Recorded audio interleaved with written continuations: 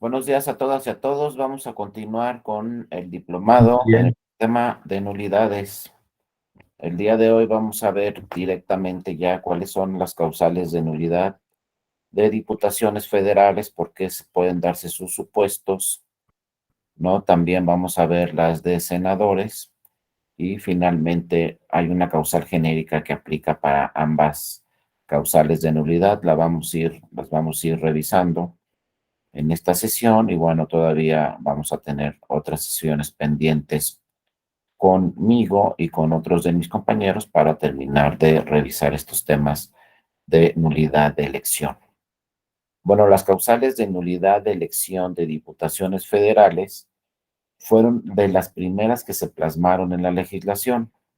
La legislación a partir de 1991 ya incorporó causales de nulidad específicas muy claras y a partir del nacimiento, como ya hemos platicado, del Instituto Federal Electoral y del Tribunal Federal Electoral en 1990 y posteriormente con el fortalecimiento de estas instituciones en 1996, pues ya se han actualizado causales de nulidad de este tipo de diputaciones federales. Ya se han anulado en algunas ocasiones algunas elecciones de diputaciones federales, como lo hemos platicado. También pues, han existido cambios de resultados en las elecciones de diputaciones federales, como el supuesto que platicamos el día de ayer, que no se anularon esas tres elecciones en el 2021, pero sí existió cambio de resultados. Entonces, bueno, siempre, pues ya históricamente, posteriormente a la elección de diputaciones federales, pues vienen las impugnaciones de esta elección. Siempre se promueven diversos juicios de inconformidad para impugnar alguna de estas elecciones de diputaciones federales. Acuérdense que son 300 distritos en el país en donde se participa por una diputación federal por el principio de mayoría relativa. Entonces, después de ese día de la elección, bueno, viene el INE, hace los cómputos distritales, hace declaración de validez de las elecciones de los 300 distritos y entonces es cuando vienen al tribunal impugnando alguna de estas elecciones o varias de estas elecciones. Siempre constantemente, por lo general, hay impugnaciones sobre esta elección.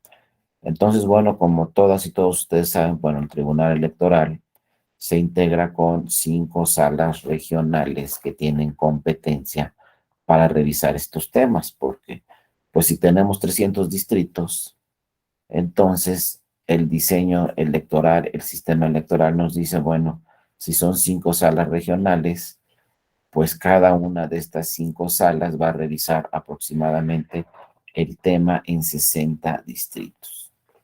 Le corresponde y tienen competencia las salas regionales para revisar impugnaciones de estas causales de nulidad de diputaciones federales, pues cada sala regional tiene competencia más o menos para 60 distritos y 60 por 5 pues son los 300 distritos. Entonces, bueno, lo que las estadísticas de las salas regionales es que después de una elección de estas de diputaciones federales y de senadurías, cuando tenemos elecciones federales, pues por lo general en cada sala regional llegan más de 100 demandas relacionadas con estas elecciones. Más de 100 juicios de inconformidad llegan a cada sala regional y la sala regional pues tiene plazos muy breves para resolver las 100, 150, 120, 180 asuntos que llegan relacionados con diputaciones federales. Los plazos ya los veremos cuando entremos a juicio de inconformidad, pero los plazos para resolver estos asuntos son aproximadamente, vencen el 3 de agosto. Entonces, bueno, la elección es en junio, luego viene la etapa donde declara la validez de todas estas elecciones el INE, luego viene el plazo para presentar las demandas y pues más o menos tendrá un poco más de un mes cada sala regional para resolver las 100 o 150 demandas solamente relacionadas con diputaciones federales, porque, bueno, a las salas regionales también les llegan asuntos relacionados con senadurías, también les llegan asuntos relacionados con varios ayuntamientos en varios estados, también les llegan asuntos relacionados con diputaciones locales, etcétera, ¿no? O sea, llega mucho trabajo el día de las elecciones federales y las concurrentes a las salas regionales, pero bueno, tienen hasta el 3 de agosto para resolver todos estos asuntos. Entonces, en cada elección federal, pues las salas regionales emiten nuevos criterios y después, frente a las sentencias de las salas regionales, pues podemos acudir en una segunda instancia para que revisen cualquier tema de diputaciones federales a la sala superior. Y la sala superior, vía el recurso de reconsideración, será la sala que revise ya como última instancia todas aquellas impugnaciones relacionadas con la elección de diputaciones federales. Bueno, ¿cuáles son las causales de nulidad de diputaciones federales? Son tres específicas y nos dice, no, el artículo 76 de la Ley General del Sistema de Medios de Impugnación en materia electoral, cuando se presentan estos tres supuestos específicos, ¿no? El primero es cuando alguna de las causales señaladas en el artículo 100, perdón, 75 se acreditan por lo menos en el 20% de las casillas del distrito y estos errores, como también nos dice la ley, no hayan sido corregidos en el recuento de votos. Es decir, cuando se anula la votación en el 20% de las casillas del distrito, entonces si anulamos el 20% de las casillas, en automático, dice la ley, también se anula la elección, porque ya tenemos irregularidades en el 20% de las casillas. Pero ojo, el 20% de las casillas, pues son muchísimas casillas en un distrito. Si estamos hablando más o menos de que en un distrito en promedio se instalan 500 casillas, en otros hasta 600, en otros 700. Pero en promedio, imagínense que se instalen 500 casillas en un distrito, pues bueno, se tienen que anular 100 casillas para obtener el 20%. Entonces, obviamente, como hemos revisado, pues es muy difícil que llegue un partido político en un plazo de 4 días, que revise todas las casillas que se instalaron en el distrito, revise las irregularidades, tenga las pruebas ahí listas, las haga valer al tribunal y que el tribunal en realidad revise en todas esas casillas esas irregularidades y que el tribunal diga, pues sí son determinantes y se anula la votación en el 20% de las casillas. Realmente para que se presente este supuesto, pues es muy difícil. Son muy pocos los casos, realmente son casos de excepción, donde un tribunal podría anular el 20% de las casillas instaladas. Ha habido excepciones, como ahí en la lámina, me refiero ahí al asunto este de que resolvió la Sala Superior el recurso de reconsideración 488 de 2015. Ese fue un asunto muy interesante que llegó primero a la sala regional y luego a la sala superior, en donde en un distrito en Oaxaca, pues de repente no llegaron los resultados de más del 20% de las casillas. Solamente se recibieron resultados del 76.5%. Los otros resultados nunca llegaron. Es decir, más del 20% de los resultados no llegaron a ese consejo distrital. Porque en algunos casos, pues sí, se perdieron los paquetes, se quemaron los paquetes, hubo, ¿no?, desmanes, problemas ahí con grupos disidentes. Eran grupos disidentes que sabotearon la elección y querían intencionalmente que se anulara la elección. Entonces se quemaron paquetes, se perdieron paquetes, llegaron a varias casillas, ¿no? Y armaron ahí un relajo, pues para que no se obtuvieran los resultados y estos resultados no llegaran al Consejo Distrital. Es de los pocos asuntos en un distrito donde hay tanta problemática en el más del 20% de las casillas. Sin embargo, fue un caso muy relevante porque cuando llegó a la sala superior, pues la sala superior señaló dos cosas muy importantes. Sí, efectivamente, se rebasó el 20% que marca la ley. No llegaron resultados en más del 20%. Es decir, no llegaron resultados en el 23.5%. Nunca llegaron esos paquetes. El 23.5% de paquetes no llegaron al Consejo Distrital respectivo. Por lo tanto, podría actualizarse esta causal de nulidad de elección de diputaciones federales, donde en el más del 20% de las casillas hubo ciertas irregularidades graves y generalizadas.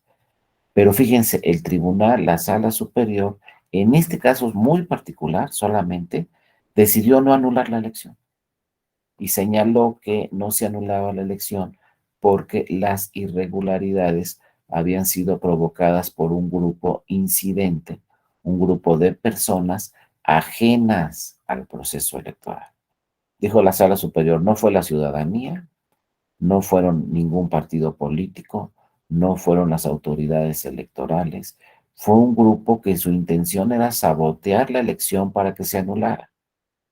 Entonces, como era un grupo disidente que no tenía nada que ver con el proceso electoral en ese distrito, pues dice la sala, no vamos a incurrir en el error de anular la elección y lograr la intención que quiere este grupo disidente. ¿Cuál es su intención? Que se anule la elección. Y señala a la sala superior, como no participaron en estas irregularidades, nadie que participó en el proceso electoral, ¿no? Entonces no es posible anular una elección porque se cometieron diversas irregularidades por un grupo disidente. Es decir, no vamos a consentir lo que quiere este grupo, precisamente sabotear la elección, que se anule la elección y que no se obtengan los resultados necesarios y se convoque a una elección extraordinaria. Porque dijeron, no, este grupo disidente, hicieron manifestaciones y dijeron, esta elección no va a ser válida, la va a anular el tribunal para convocar una elección extraordinaria por diversas razones, ¿no?, que tenía ese grupo disidente. Entonces fue un caso que llamó mucho la atención porque se rebasó el 20% que marca la ley, pero como las irregularidades fueron provocadas por un grupo ajeno al proceso electoral, pues dice la sala, no vamos a consentir esas irregularidades y no se anuló esa elección y se obtuvieron los resultados solamente con el 76.5% de los paquetes que llegaron al distrito, con eso se obtuvieron los resultados y con eso la sala superior dijo el ganador o la ganadora fue esta candidata y bueno, así quedó ese asunto. Entonces vemos que no en todos los casos estrictamente es el 20%. Puede haber casos donde pues el tribunal haga interpretaciones constitucionales y vaya más allá de lo que señala este supuesto.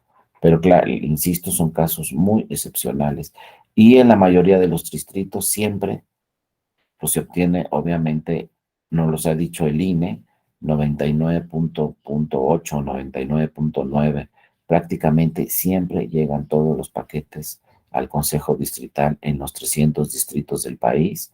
Así pasó en el 2021, se obtuvieron prácticamente todos los resultados en el país de diputaciones federales.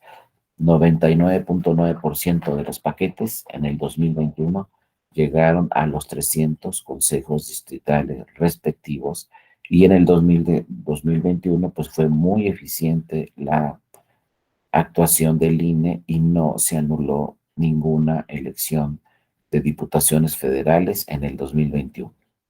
Lo que sucedió en el 2021 fue que pues, hubo cambio de resultado en 3 distritos, pero así que se anularon una elección por diputaciones federales de los 300 distritos, si bien es cierto, sí se presentaron muchas impugnaciones ante las salas regionales y posteriormente a la sala superior, no les alcanzó a los partidos políticos para que se anulara alguna elección de diputaciones federales.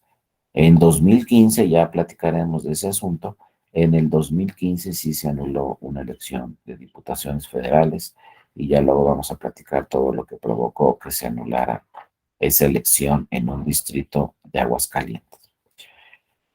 Bueno, la segunda causal de nulidad para que se anule una elección de diputaciones federales nos dice la ley, cuando no se instale el 20% de las casillas.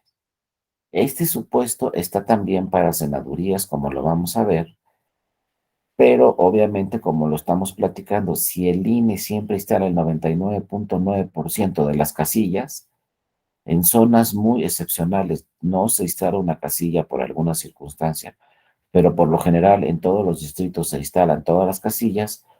Bueno, uno dice, ¿cuándo se le va a pasar al INE no instalar el 20% de las casillas?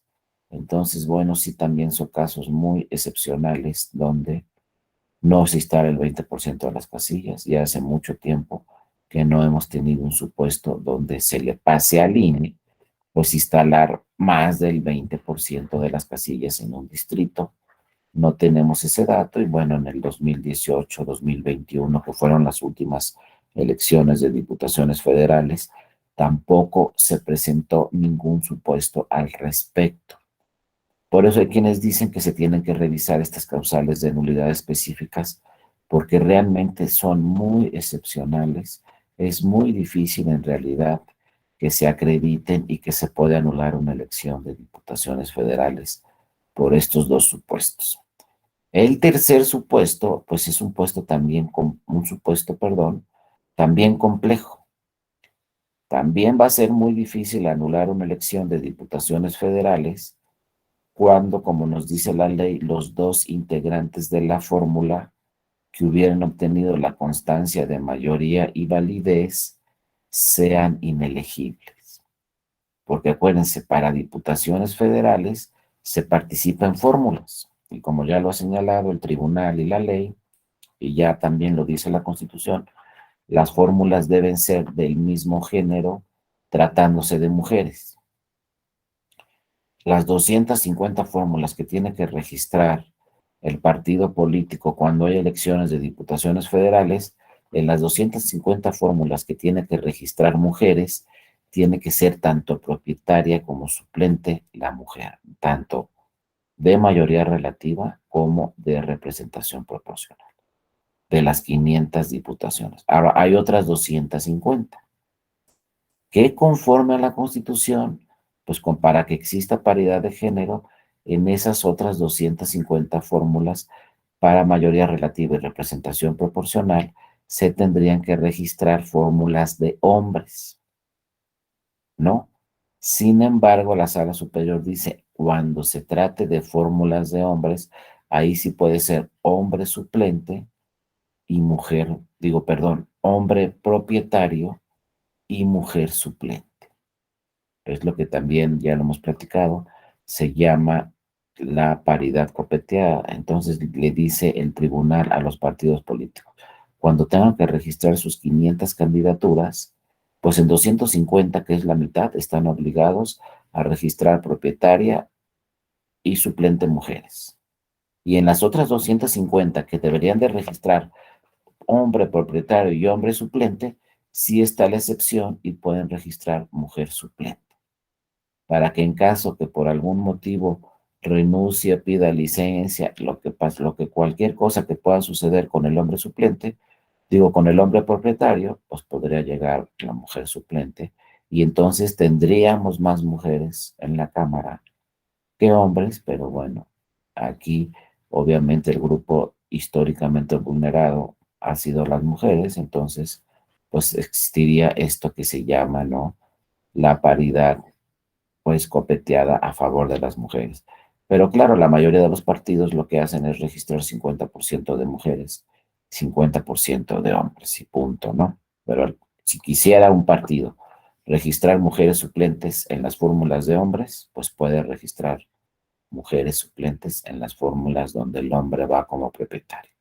Bueno, entonces nos dice la ley, cuando los dos integrantes de la fórmula resulten inelegibles, se anula la elección. Pero uno dice, bueno, si el suplente, digo, si el propietario o la propietaria son inelegibles, pues entra el suplente y listo. Entonces va a ser muy difícil que se suceda, pero ya ha sucedido.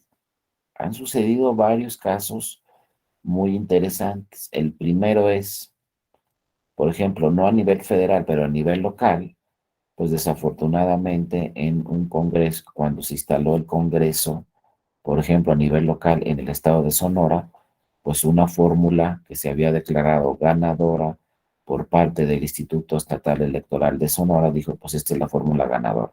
Pues, ¿qué creen que pasó? Que el suplente, así de plano, asesinó al propietario.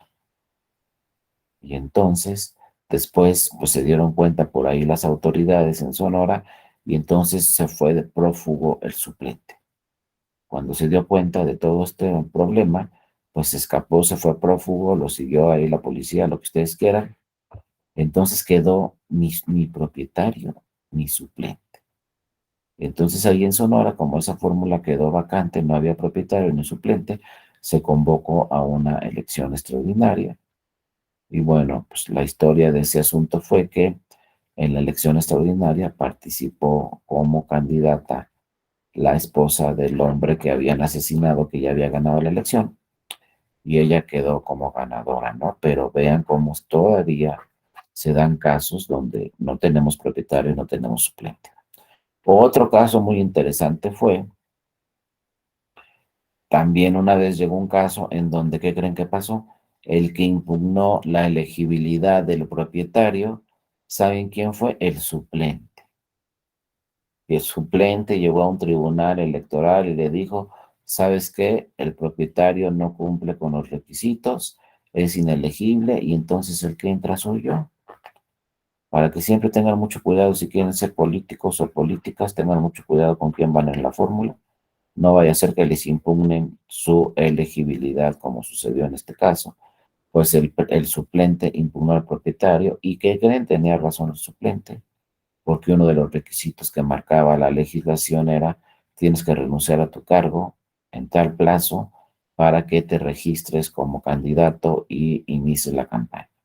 Pues el suplente se había dado cuenta que el propietario no había renunciado a su cargo en esos plazos, todavía trabajó 15 días más del plazo específico en el que tenía que renunciar, trabajó 15 días más todavía, y entonces, pues cuando ganaron la elección, le dijo a la autoridad, el suplente, sabes que no renunció en tiempo a su cargo, entonces es inelegible y por lo tanto el que entra en funciones fue el propietario. También otro caso así que llamó la atención. Otro caso muy interesante o casos muy interesantes que han llegado al tribunal de estos temas son el de la residencia. Constantemente llegan casos al tribunal donde nos dice el partido, no puede ser el candidato ganador, no puede ser elegible porque no cumple con sus requisitos de residencia. Entonces, ojo, hay dos momentos siempre para revisar los requisitos de una candidatura. Cuando el partido político registra una candidatura ante el INE, ya sea de diputaciones o ya sea de senadurías, pues va al INE y lo registra y entonces ahí cualquier partido como tercero interesado puede llegar al INE y le puede decir al INE, sabes que no cumple con sus requisitos. Y el INE revisa si cumple con los requisitos o no. Si el INE dijera si cumple con sus requisitos, por ejemplo, pues ese tercero interesado todavía puede ir al tribunal y decirle, oye, ¿sabes qué? No lo puede registrar el INE porque no cumple con sus requisitos, con los requisitos para ser candidata o candidato, por ejemplo, en este caso, a diputaciones federales. Es un primer momento, pero luego hay otro segundo momento para revisar los requisitos otra vez. ¿Cuándo? Cuando gana la elección. Cuando gana la elección, obviamente la autoridad, el INE, antes de declarar válida la elección y otorgarle la constancia de mayoría y validez a la candidatura ganadora, vuelve a revisar los requisitos. Y entonces uno dice, ¿y por qué los vuelven a revisar si ya cuando antes de iniciar la campaña ya se habían revisado los requisitos? Pero entonces dice la autoridad, hay que revisar en dos momentos los requisitos, porque a lo mejor cuando se registró e inició la campaña, sí cumplía con los requisitos. Pero a lo mejor cuando ya ganó la elección, no cumplía con los requisitos. Y uno dice, ¿pero cómo? Entonces, fíjense, ya revisando algunos casos por ahí, pues qué era lo que sucedía muchas veces o por qué el legislador previó dos veces la revisión de los requisitos. Porque así lo decía la ley, aunque este tema ha sido superado por sentencias del tribunal. Pero ¿qué dice la ley? Inclusive lo dice una norma constitucional también. Antes se decía, ¿no? Si te dictan un auto de formal prisión, se suspenden tus derechos político-electorales, lo que ahora es un auto de vinculación a proceso. Entonces, imagínense, llega la candidatura, llega el partido político y dice, quiero registrar esta candidatura, ¿no? A diputaciones federales, sí, cumples con todos los requisitos, perfecto, inicia la campaña. Y entonces imagínense que durante el desarrollo de la campaña me dicten una autoformal prisión o vinculación a proceso a mí como candidato. Entonces luego ganaba la campaña, después revisaba mis requisitos la autoridad y me decía, ¿sabes qué? Eres inelegible porque te dictaron una autoformal prisión, un auto de vinculación a proceso. Y entonces la ley dice que cuando estás vinculado a proceso, aunque estés bajo libertad, bajo fianza, estás en libertad bajo fianza, pues te suspenden sus derechos político-electorales, porque te dictaron un auto de formal prisión, una autovinculación a proceso, entonces hay que suspender tus derechos político-electorales. Sin embargo, obviamente, pues estas candidaturas llegaron al tribunal y le dijeron al tribunal, oye, no me pueden suspender mis derechos político-electorales. No, ¿por qué?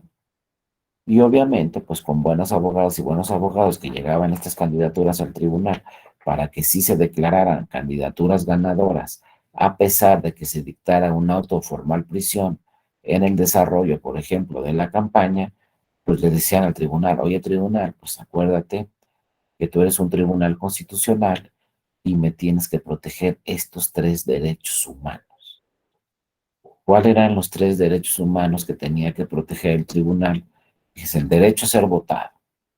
Es un derecho humano y es un derecho político que está en la Constitución y se debe de privilegiar sobre cualquier otro tema su derecho a ser votado, es decir, a participar en la campaña y en su caso a ganar la elección. Entonces, tienes que revisar mi derecho a ser votado.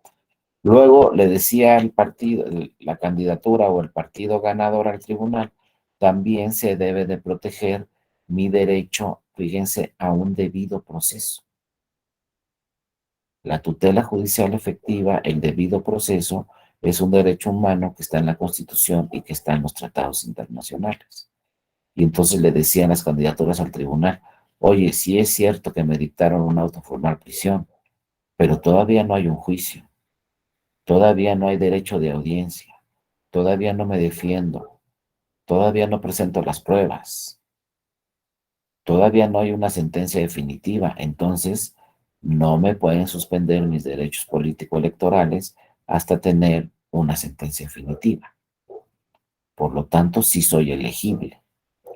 Y el tercer derecho que le hacían valer al tribunal las candidaturas era el de presunción de inocencia. Otro derecho constitucional, derecho humano que está en la Constitución y derecho humano que también está en los tratados internacionales.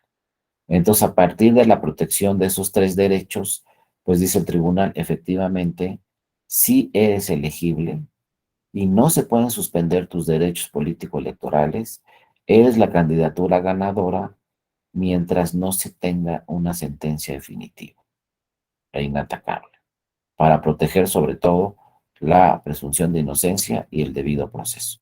Ahora, si terminando la campaña, lo que sucede es que me dictan una sentencia definitiva, ¿no? Donde me están diciendo, ¿sabes qué?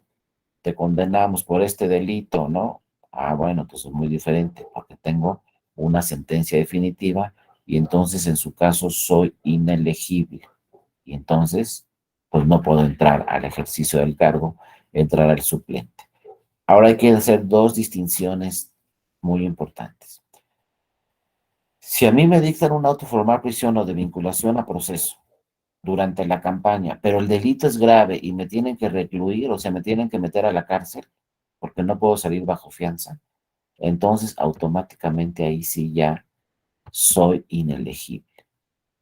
Porque imagínense, no voy a poder hacer campaña y soy un candidato de mayoría relativa. Si ya entro en prisión, pues ahí sí, inmediatamente se suspenden mis derechos para seguir participando en la campaña, pues porque me metieron a la cárcel. Si salgo bajo fianza, si no me meten a la cárcel, estoy bajo fianza, entonces sí puedo seguir estando en campaña y no pueden suspender mis derechos políticos electorales. Y también, fíjense, el año pasado sacó una sentencia muy importante el Tribunal Electoral, emitió una sentencia diciendo, si eres por RP y estás en la cárcel, cuando salgas de la cárcel puedes ejercer el cargo. Por ejemplo, me dictan un auto de formal prisión, una autovinculación a proceso, el delito es grave, entro a la cárcel, pero al año me resuelven y me absuelven. Y yo gané la elección por representación proporcional. Si al año me absuelven y como gané la elección por representación proporcional, una vez que me absuelven en ese año, salgo de la cárcel, puedo ejercer el cargo de diputada o diputado federal por representación proporcional. Entonces, ojo, si por ahí un día encontramos a un candidato que ganó por RP, pero que está en la cárcel, pues si sale este candidato durante los 3 años que le toca ejercer su mandato, lo puede ejercer en el momento que salga de la cárcel con una sentencia definitiva. Son casos así muy excepcionales, pero que tenemos que tener presente. Ahora fíjense, cuando el Tribunal Electoral dijo que no se pueden suspender tus derechos por un auto de vinculación a proceso, pues la ley dice que sí. Y entonces fíjese lo que sucedió. Una sala de la Suprema Corte de Justicia de la Nación también dice, no, pues sí, se suspenden tus derechos político-electorales por un auto de formal prisión o un auto de vinculación a proceso. Eso quiere decir que además de que no puedo ser candidato, tampoco puedo acudir a votar el día de la elección, porque me suspendieron mis derechos político-electorales. Entonces la Corte dice, no, ¿sabes qué? Si te suspendieron tus derechos políticos por un auto de vinculación a proceso, no te vamos a dar tu credencial y no puedes votar, ¿no? O si eres candidato, pues se suspende tu candidatura. Entonces la Corte decía una cosa, la sala de la Corte señalaba que no había suspensión de derechos, que sí había, perdón, como lo dice la ley, y el Tribunal Electoral decía, no, hay que privilegiar la presunción de inocencia y el debido proceso. Entonces, ¿qué sucede cuando hay contradicción de criterios entre el Tribunal Electoral y una sala de la Suprema Corte de Justicia de la Nación? Pues la legislación dice claramente, cuando existe contradicción de criterios entre una sala de la Corte y una sala del Tribunal Electoral, lo que procede es que el Pleno de la Corte, es decir, los 11 ministros y ministras, tendrán que resolver esa contradicción de criterios. Y de entrada uno piensa, oh, no, pues si lo va a resolver el Pleno de la Corte, pues el Pleno de la Corte le va a dar la razón a la sala de la Suprema Corte. Pues, ¿qué creen que sucedió? Este caso llegó hacia una contradicción de criterios y el Pleno de la Corte resolvió y dijo, no, tiene razón el Tribunal Electoral. Un auto de vinculación a proceso o un auto, como lo conocemos desde hace muchos años, de formal prisión, no puede suspender los derechos políticos electorales de una persona si es que el delito no es grave y no está en la cárcel. Si el delito no es grave y no está en la cárcel, no se van a suspender los derechos políticos electorales de esa candidatura o de esa persona que quiere votar en una casilla, porque debe privilegiarse el debido proceso y la presunción de inocencia. Para suspender estos derechos necesitamos una sentencia definitiva, ¿no? Aquí nos dice Obed Martínez, aquí en Veracruz, en el municipio de Jesús Carranza, el alcalde electo en elección extraordinaria estaba en la cárcel. apenas acaba de tomar posesión, creo que la semana pasada. Ah, mira, es un caso que llama también mucho la atención, Obed, porque efectivamente ganas la elección, ¿no? Estás en la cárcel, pero ganas la elección, pero como no es una sentencia definitiva, se privilegia el debido proceso, la presunción de inocencia, y si de repente te dicen, como luego suele suceder en materia penal, desafortunadamente en nuestro país, que sí se dan muchos casos, como este que señala Obed, de repente nos dicen ahí, ah, usted disculpe, no lo vamos a condenar porque no es culpable. Oye, pero ya estuve aquí 3 meses en la cárcel y esos son los casos más sencillos, ¿eh? Hay muchas personas que están en la cárcel 8 o 10 años sin tener una sentencia definitiva. Desafortunadamente, así como lo escuchan, pues nuestra justicia penal tiene muchos problemas en ese sentido. Y si uno va a un reclusorio, luego le puede decir a una persona que está ahí, ¿sabes qué? Yo tengo 8 años aquí y todavía no tengo una sentencia definitiva. Todavía no me dicen si soy culpable o no. Otros tienen 6 años, hay casos de 10 años, imagínense estar 10 años ahí encerrado en la cárcel y que todavía la autoridad no nos diga, oye, eres culpable o no, la sentencia es definitiva. Pues imagínense, ¿no?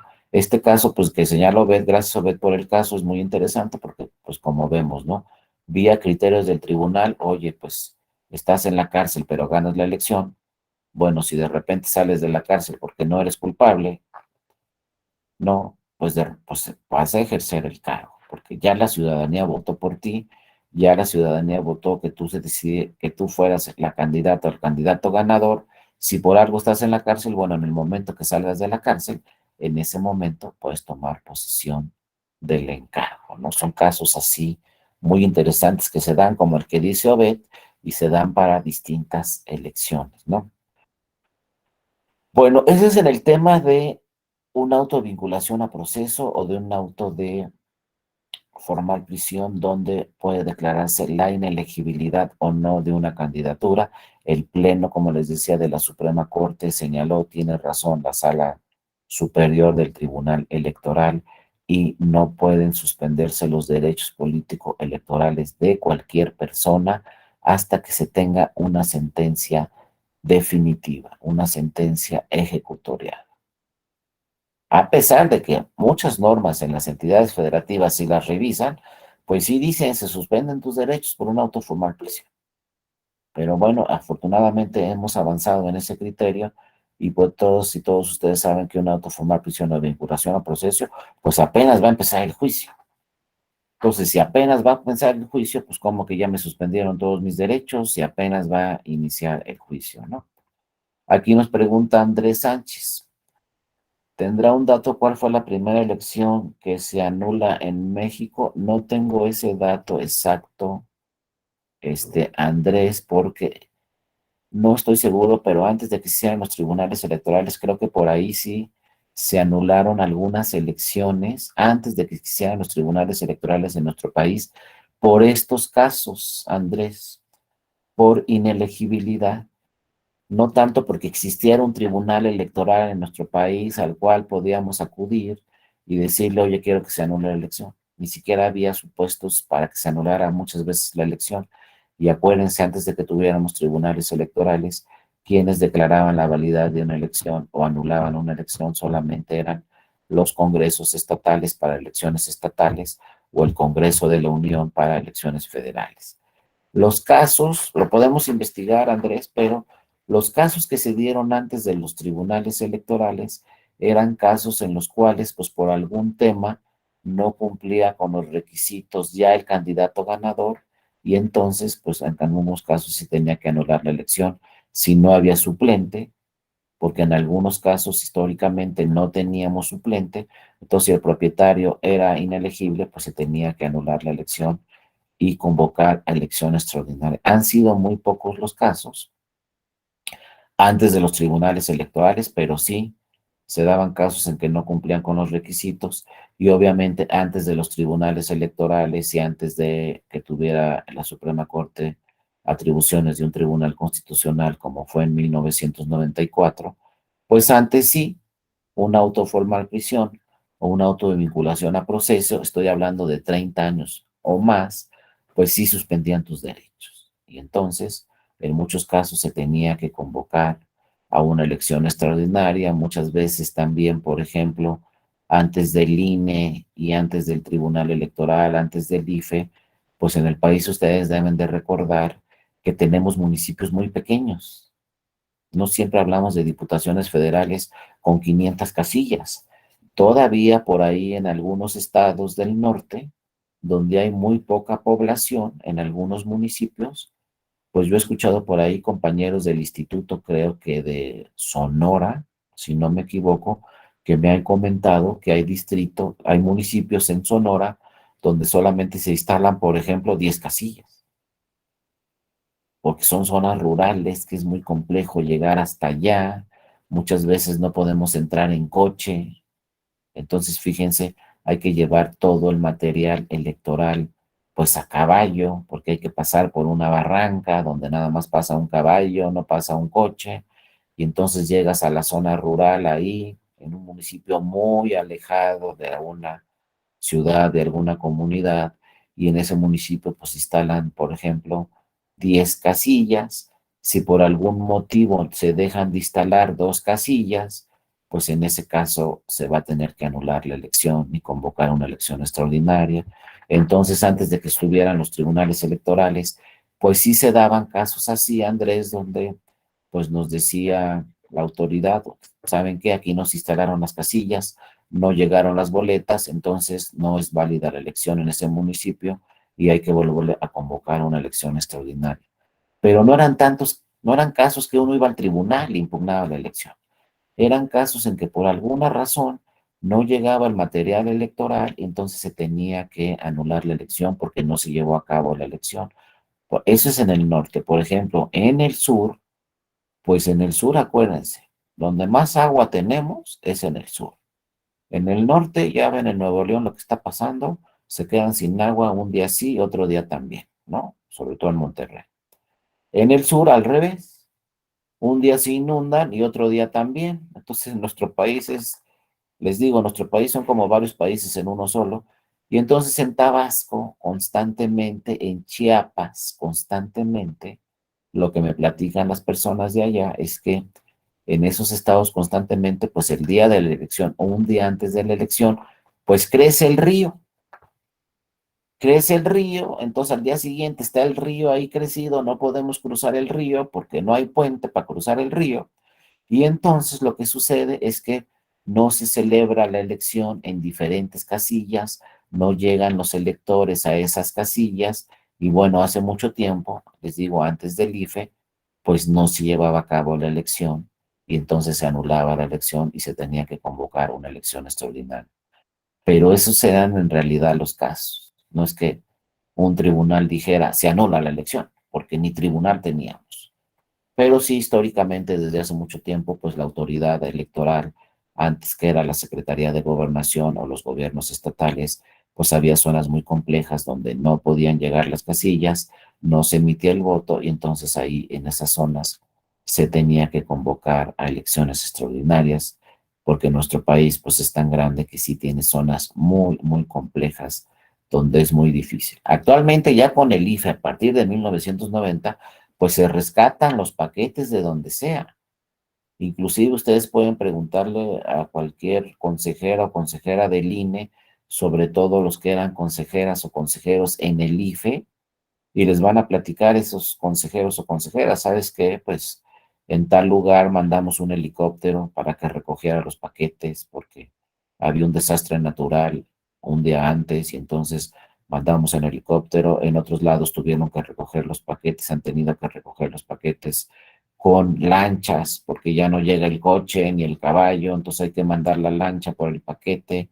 En fin, en México se pueden imaginar mil cosas donde se trata de salvar la votación, porque el día exactamente, el día de la jornada electoral hay un acontecimiento natural que impide obviamente que se recojan esos paquetes y eso puede provocar pues también, como dicen estas causales, que si no llegan el 20% de los paquetes se pueda anular la elección.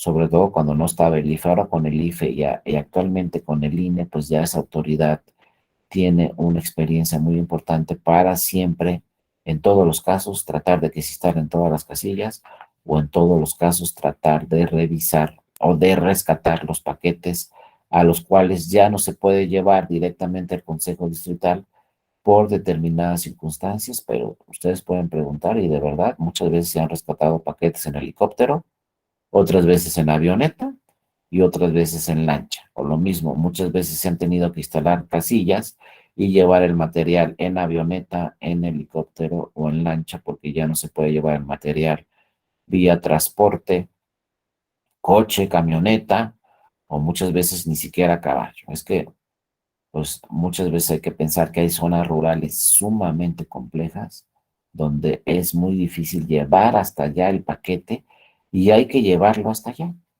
Hay zonas en entidades federativas de nuestro país que hay que entrar a una brecha 8 horas. Si empieza a llover, esa brecha se va a hacer mucho lodo y entonces ya no va a entrar la camioneta. Entonces vamos a tener que ir a caballo, etcétera, ¿no?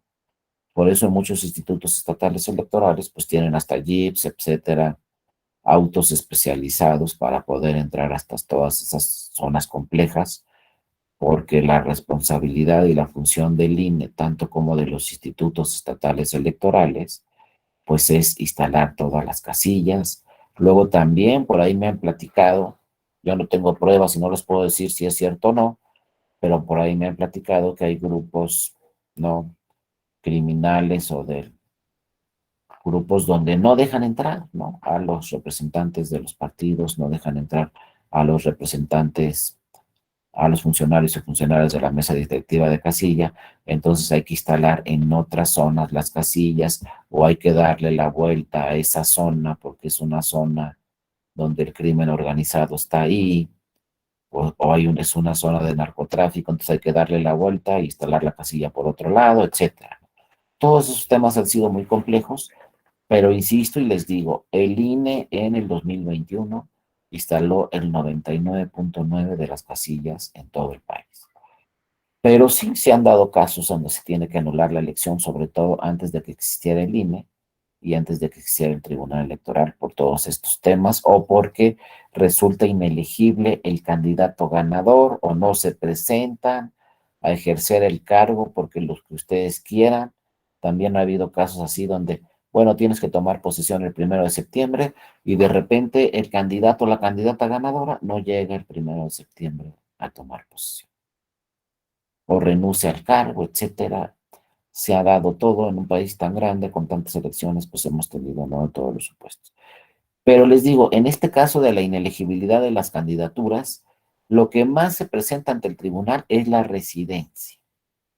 Y lo primero de la residencia que ha señalado el tribunal es, si me impugnas la residencia cuando me registro como candidato, y el tribunal me dice, sí tienes la residencia, ojo, como ya se pronunció el tribunal, y el tribunal ya me dijo a mí como candidato, como partido, sí tiene la residencia, cuando gane la elección ya no puede ir otra vez a algún otro partido a decirle al tribunal o al INE, no tiene residencia. Eso sí debe de quedar muy claro.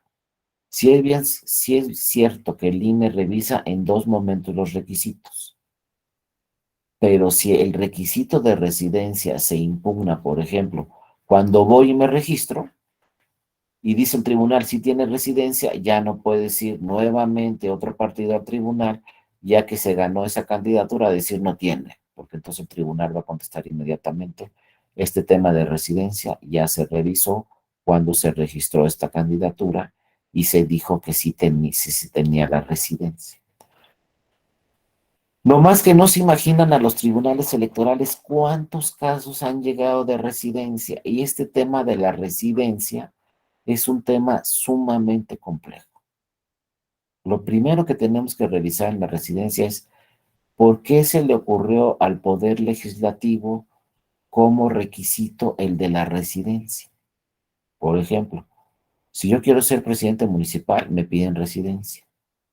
Si yo quiero ser diputado en una entidad federativa, me piden residencia. Si quiero ser gobernador, me piden residencia. Pero ojo, si quiero ser de juez de distrito, no. Si quiero ser magistrado de circuito, no me piden residencia. Entonces, ¿por qué? Para presidente municipal sí, y para juez de distrito no.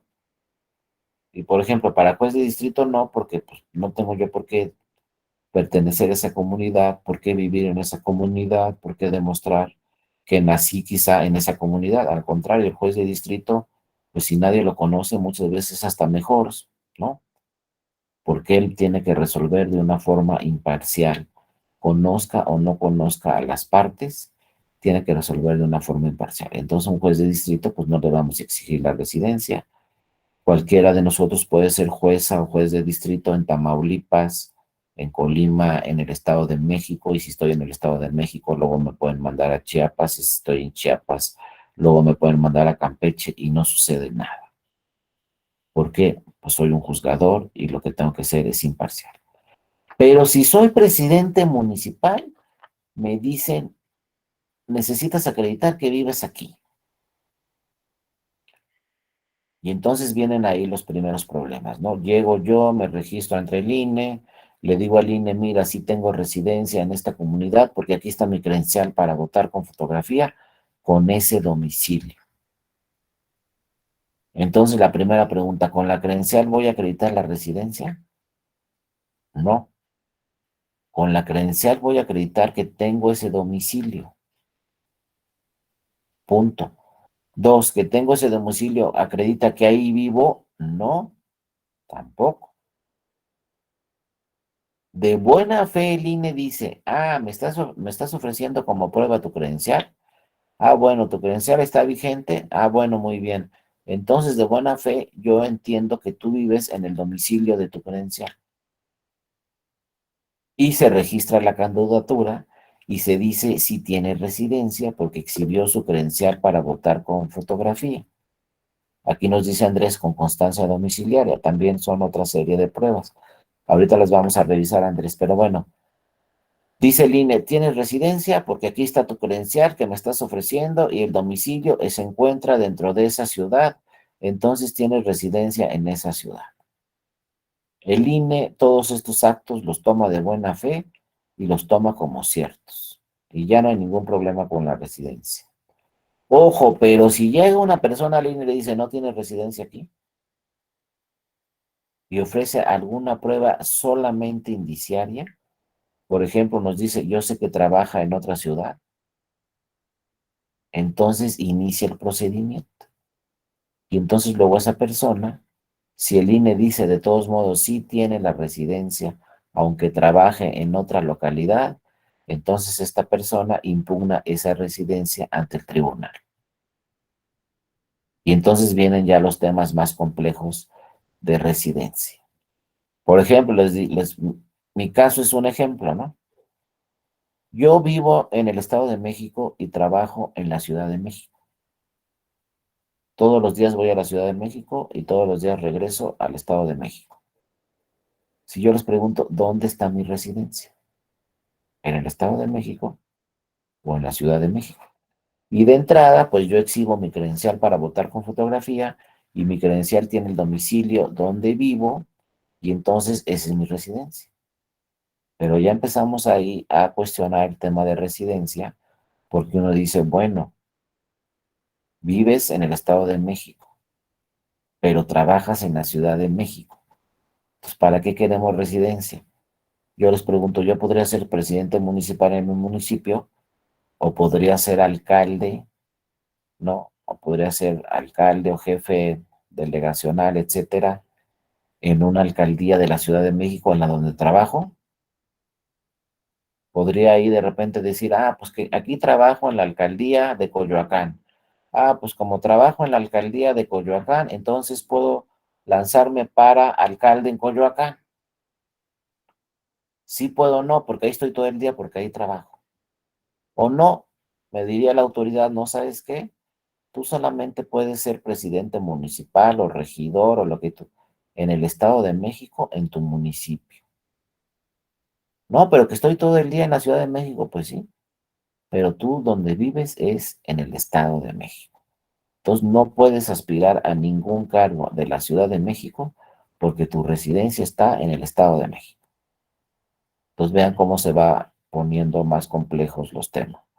Por ejemplo, el presidente actual, López Obrador, cuando López Obrador dijo, me voy a lanzar para jefe de gobierno en la Ciudad de México, se impugnó su residencia.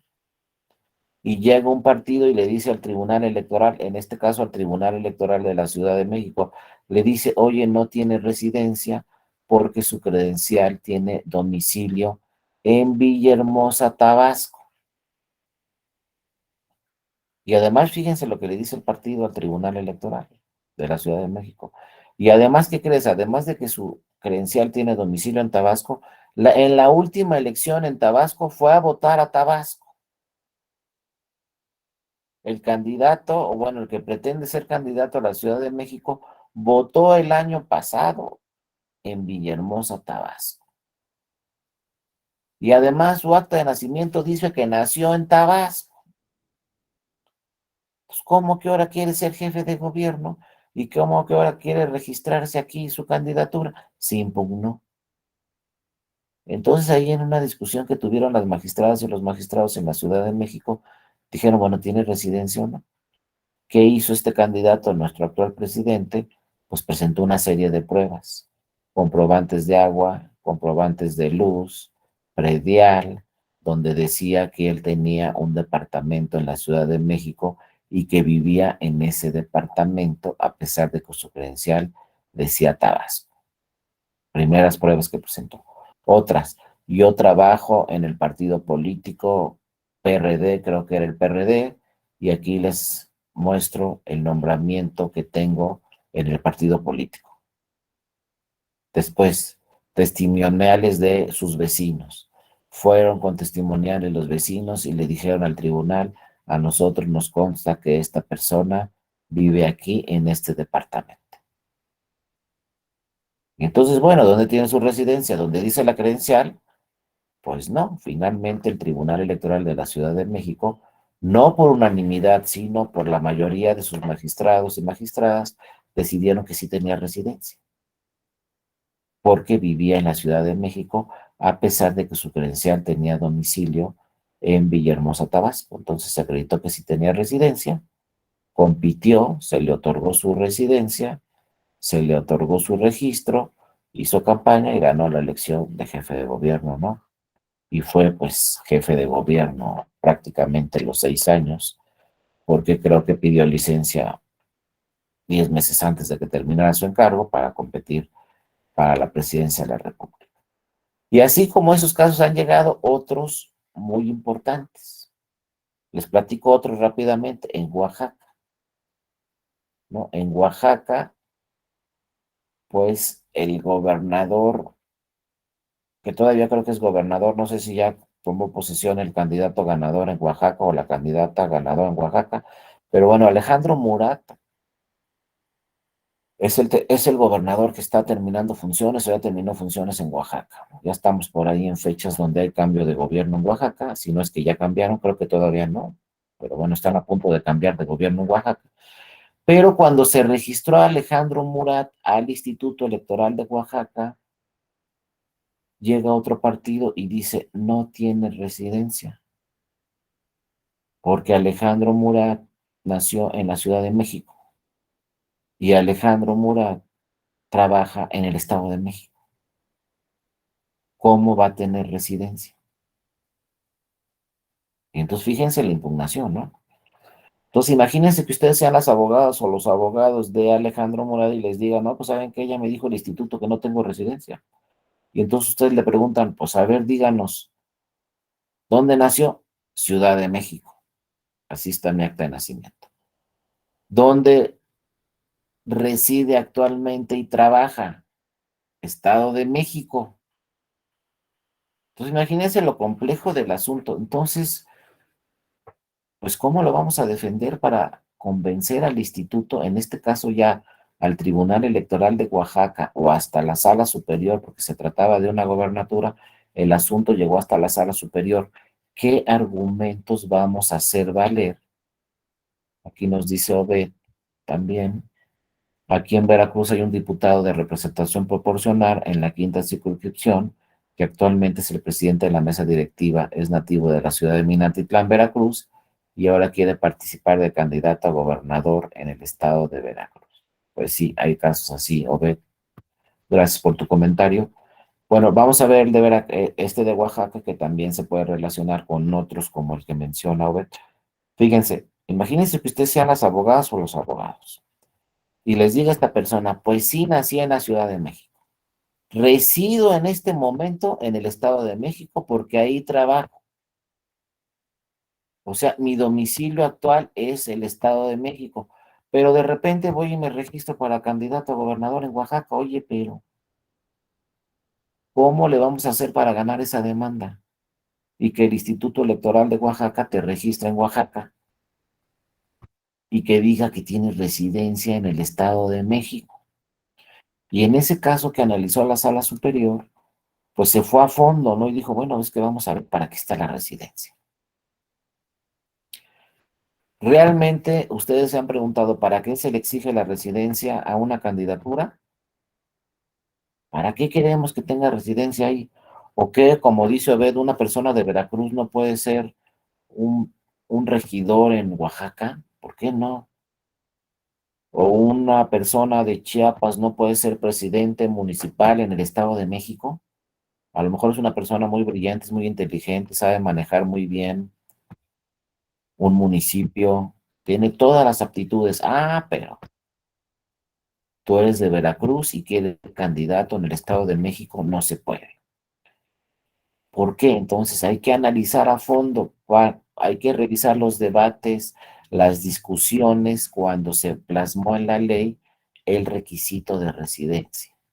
¿Para qué le pedimos residencia a las diputadas, a las senadoras, a las presidencias municipales, regidores? ¿Para qué pedimos residencia a las gobernaturas? ¿Para qué? Entonces fue el tribunal a lo esencial. Y bueno, fíjense, hay dos motivos por qué el legislador plasmó el requisito de residencia. El primer motivo que se exige de la residencia es que esa persona que va a ejercer el cargo conozca los problemas de la comunidad. Imagínense, ya les dije, yo vivo en el Estado de México.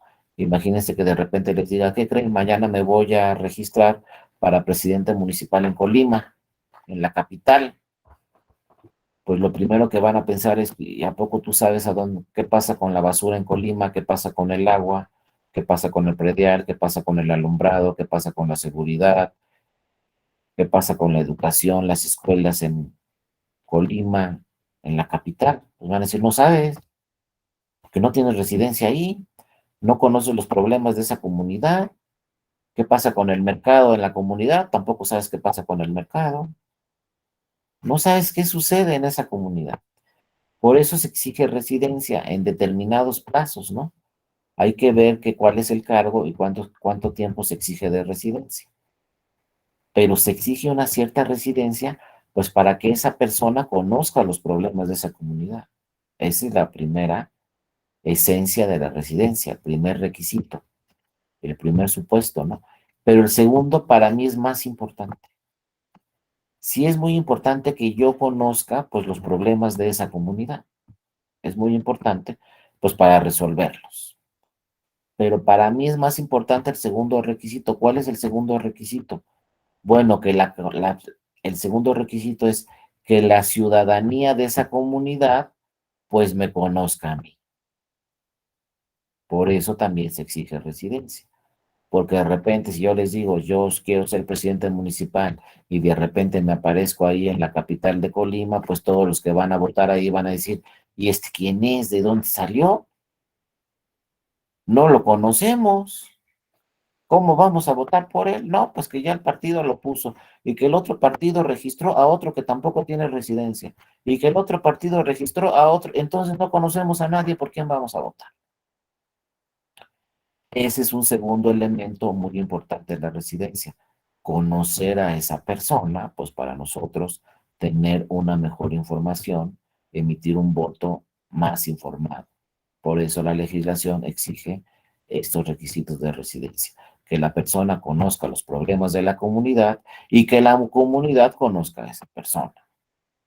Entonces, elemento fundamental que siempre lo van a ver ahí en la Constitución, residencia como requisito para registrarte. Entonces ahora lo pasamos al caso de Oaxaca. A ver, nació en la Ciudad de México, trabaja en el Estado de México y ahora quiere ser candidato a gobernador. ¿Cómo le vamos a hacer para quitar esa residencia? Fíjense, primer punto, la Constitución de Oaxaca dice, si tu padre o tu madre es oaxaqueño, tú también eres oaxaqueño por nacimiento. ¿Por qué dice eso la Constitución de Oaxaca y otras constituciones en otras entidades federativas? Porque hay dos derechos, ¿no? Desde los romanos, el derecho de piso, ¿no? De suelo y el derecho de sangre. Esta está de los romanos, ¿eh? Como se decía, jus solid y jus sanguini. Si tienes sangre oaxaqueña, dicen los oaxaqueños, eres oaxaqueño. O si naciste en el territorio oaxaqueño, también eres oaxaqueño. Y ahí fíjense quienes dicen, para mí es más importante el derecho de sangre que el derecho de suelo, porque a lo mejor tú naciste en Oaxaca por alguna casualidad, pero a los 6 meses te fuiste de Oaxaca, pero eres oaxaqueño. Y a lo mejor nunca regresaste a Oaxaca, pero eres oaxaqueño porque ahí naciste. Es de suelo, de territorio. Pero para muchos es más importante el de sangre. Oye, si tus papás son oaxaqueños, si tus abuelos son oaxaqueños, si tus bisabuelos son oaxaqueños, a lo mejor tú por casualidad naciste en otro lado, pero tienes sangre de Oaxaca. Entonces muchas constituciones dicen, si tu padre o tu madre es oaxaqueño, tú también. Pues, ¿qué creen? Primer argumento que llegó en la demanda. Él es oaxaqueño por nacimiento, porque su padre y su madre son oaxaqueños, y entonces tiene derecho a ser candidato a gobernador, tiene la residencia, porque es oaxaqueño por nacimiento. No que su acta dice Ciudad de México, sí, pero la Constitución dice, si eres hijo de padre o de madre oaxaqueña, tú también.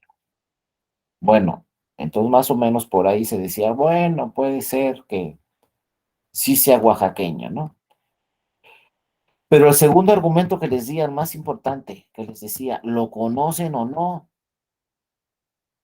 Porque ¿cómo voy a votar por una persona aquí que quiere ser gobernador y nadie conoce? Pues también tiene sentido, ¿no? Pero ¿qué creen? Pues acuérdense ustedes, los que conocen Oaxaca, los que saben más o menos de la historia política de Oaxaca, pues su padre, el papá de Alejandro Murat, que se me olvidó el nombre, obviamente también es Murat, pero se me fue el nombre, pero a ver si nos acordamos cómo se llamaba. 6 años antes su papá había sido gobernador. Durante 6 años fue gobernador. Y en la campaña de su papá, pues lo acompañó Alejandro Murat y toda la familia Murat, obviamente. José Murat, muchas gracias, Mario Alberto. Exactamente, José Murat había sido gobernador 6 años antes, también fue senador en Oaxaca, es decir, era una familia muy conocida. Entonces, cuando se registró o cuando pretendió Alejandro Murat ser candidato a gobernador, pues toda la ciudadanía sí lo conocía. Sí sabían quién era Alejandro Murat, sí lo conocían físicamente porque en varias campañas acompañó al papá, era una familia muy conocida, se presentaban públicamente en diversos foros, diversos lugares en todo el estado de Oaxaca. Entonces se cumplía con el segundo requisito. ¿Lo conoce la ciudadanía en Oaxaca? Sí. Es oaxaqueño por nacimiento, ¿no? Con base en el derecho de sangre, también conocen a sus papás, sí, conocen a todas, sí, entonces dice el tribunal, pues es que cumple con todos los dos requisitos de la residencia, es una persona conocida por la ciudadanía y es una persona que es oaxaqueño por nacimiento, porque la constitución oaxaqueña dice que si tu padre o tu madre son oaxaqueños, tú también, y sí lo son, inclusive los abuelos. Entonces, resuelve la sala superior, si tiene la residencia y la sala superior ordena al Instituto Estatal Electoral registrarlo como candidato a la gobernatura y ya pues posteriormente ganó la elección y obviamente en estos momentos está terminando su encargo como gobernador. Pero vean, su credencial dice Estado de México, su acta de nacimiento dice Ciudad de México y de alguna forma pues sí se pudo acreditar no, que tenía residencia en Oaxaca.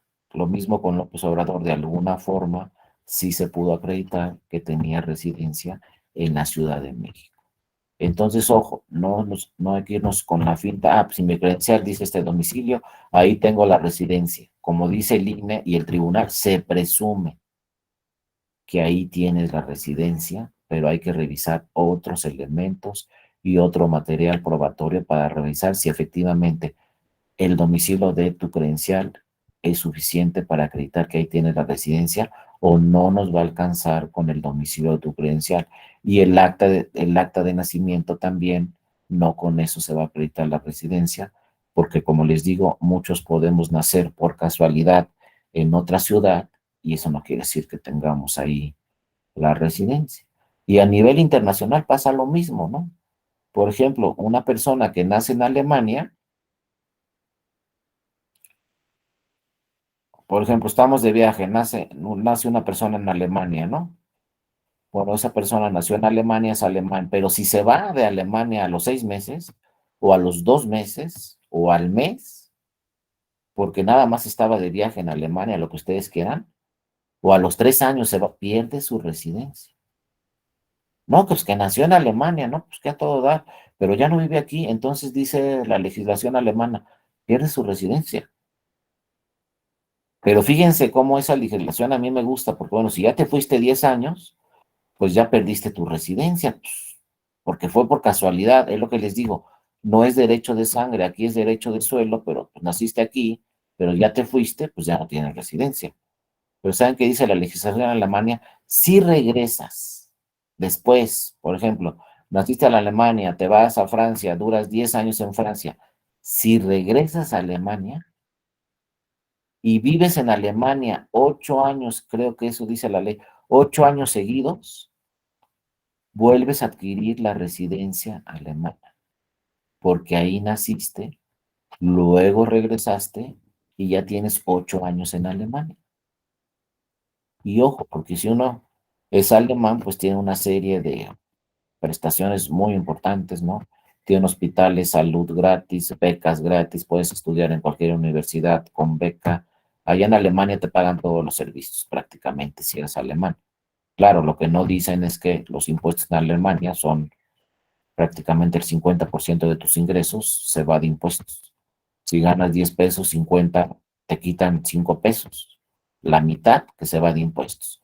Pero es muy importante porque ya no pagas salud, ya no pagas escuelas, ya no pagas una serie de servicios que los paga el Estado, ¿no? Es otra forma muy distinta a la mexicana, pero hoy no tenemos que preocuparnos por la escuela, por hospitales, por una serie de servicios, ¿no? Pero dicen los alemanes, estos servicios solamente tienen derecho los alemanes. Ah, pues que nací en Alemania, ya me fui a Francia. Bueno, regresa a Alemania, vivo 8 años en Alemania y vuelves a adquirir todos esos derechos y tienes nacionalidad alemana. Entonces vean cómo la residencia cambia. Realmente ya en este 2022, pues el domicilio no tiene que ver directamente con la residencia. Hay personas que tienen varios domicilios, ¿no? Etcétera. La residencia se tiene que acreditar ahí, que tengas derecho de sangre en primer lugar, que vivas ahí en esa comunidad y que en su caso conozcas los problemas de esa comunidad para que la gente, sobre todo que va a votar por ti en un momento dado, pues te conozca y tenga bien informado quién es esa persona para que en un momento dado pueda votar por esa persona o no pueda votar por esa persona.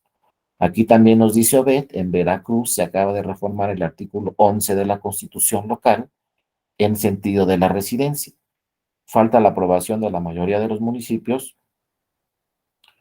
por eso está en eso está en esos momentos. Y acuérdense que también en cualquier entidad federativa, cuando hay una reforma por parte del Congreso del Estado, esta la tiene que aprobar también la mayoría de los municipios para que quede aprobada esa legislación, ¿no? Y se le ha denominado la ley NALE, ¿no? Ya que según esto es para beneficiar a la actual secretaria de Energía nativa de Zacatecas, pero que ha vivido mucho tiempo en Veracruz. Pues veremos si pasa esa ley, pero también quizá esa ley se refiere o viene en ese mismo sentido, ¿no? Si tú vives en Veracruz, conoces los problemas de Veracruz, pero hace muchos años, naciste en otra ciudad o en otro estado, eso no quiere decir que no tengas la residencia en Veracruz. Ojo, es muy importante esos dos datos, que tú conozcas los problemas de esa comunidad y dos, que la comunidad te conozca a ti para que pues adquieras ese requisito de la residencia y puedas ser candidata o candidato para un cargo de elección popular. Les digo, actualmente lo que tenemos es que pues los plazos o el tiempo que tienes que tener de residencia es distinto, quizás se puedan revisar. Hay algunos cargos que te exigen residencia de 2 años, otros de 3, otros, etcétera, ¿no? Habrá que ver qué hacemos con estos cargos de residencia, estos tiempos de residencia, porque empezamos, por ejemplo, yo me acuerdo que una vez llegó una impugnación donde una legislación estatal, ya no recuerdo cuál, porque fue hace mucho tiempo, decía, si quieres ser candidato a gobernador necesitas 20 años de residencia. No, pues 20 años de residencia quizás es exagerado. A lo mejor si quiero ser candidato a gobernador, con que tenga 10 años residiendo en esa entidad federativa, pues a lo mejor con 10 años es suficiente, ¿no? 20 quizás es muchísimo, no sé.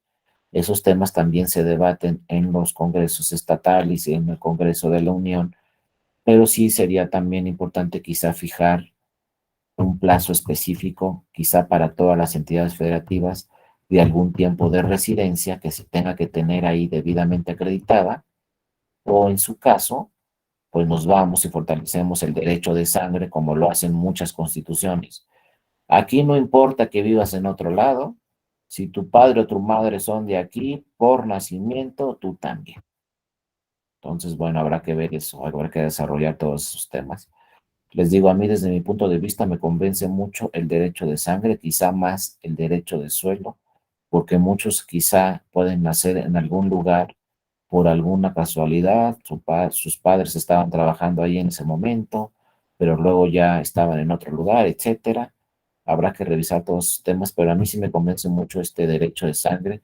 Si tus padres, si tus abuelos, si tus bisabuelos son de ese lugar y tú frecuentemente visitas ese lugar, pues claro que tienes ahí la residencia, si ahí están tus primos, si ahí están tus tíos, si ahí están, en fin, ¿no? Para mí esa es una forma muy certera de acreditar, ¿no?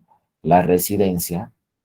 Por eso les digo, como es mi ejemplo, yo vivo en el Estado de México, trabajo en la Ciudad de México, pero ¿dónde te conocen? ¿Y dónde conoces tú los problemas? Yo se los digo sinceramente, los problemas de la comunidad, por ejemplo, de la alcaldía de Coyoacán, pues no los conozco realmente. No que donde vivo, sí conozco los problemas que hay en el municipio, sí sé qué sucede con el agua, sí sé por dónde pasa el camión de la basura, sí sé cómo está el tema de seguridad, etcétera. En Coyoacán, pues realmente llego, me meto en la oficina y poco conozco de esa comunidad, ¿no?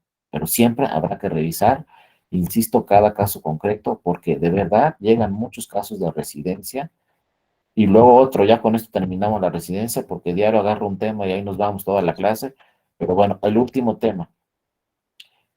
Han llegado casos al tribunal donde ofrecen como pruebas dos documentos públicos que tienen valor probatorio pleno. La ley nos dice si el documento es público y tiene valor probatorio pleno, se entiende como cierto. Es decir, si lo expide una autoridad de gobierno, ese documento donde se está acreditando la residencia, pues se tiene como cierto. Entonces uno dice, ah, bueno, pues yo quiero acreditar mi residencia, pues voy a la presidencia municipal y les digo que me expidan un documento donde diga que ahí tengo mi residencia. Y como es expedido ese documento por la presidencia municipal, pues ahí tengo mi residencia. Entonces, bueno, lo toma de buena fe la autoridad administrativa, pero luego, ¿qué sucede? Ya lo tomó de buena fe, perfecto, muy bien. Pero luego llega al tribunal otra prueba, fíjense, y llega y se impugna y nos dicen, oye, esta persona no tiene residencia en este municipio. ¿Por qué? Porque sabes que yo tengo conocimiento que vive en Texas, como nos llegó un caso real. ¿Cómo que vive en Texas? Sí. Oye, pero aquí está su casa y aquí paga el predial y aquí paga el agua y de vez en cuando lo vemos ahí saliendo de su casa.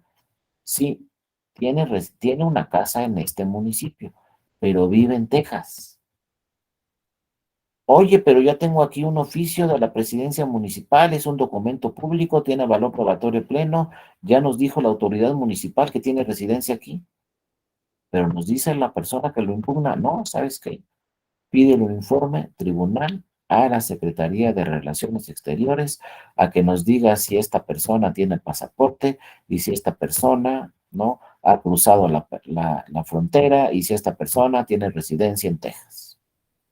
Se pide el informe a la Secretaría de Relaciones Exteriores y le contesta la Secretaría al tribunal también mediante un oficio que es una documental pública con valor probatorio pleno.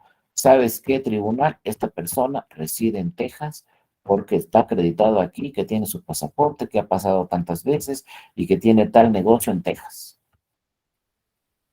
Entonces, imagínense, tenemos dos documentales públicas con valor probatorio pleno, la de Relaciones Exteriores y la del municipio.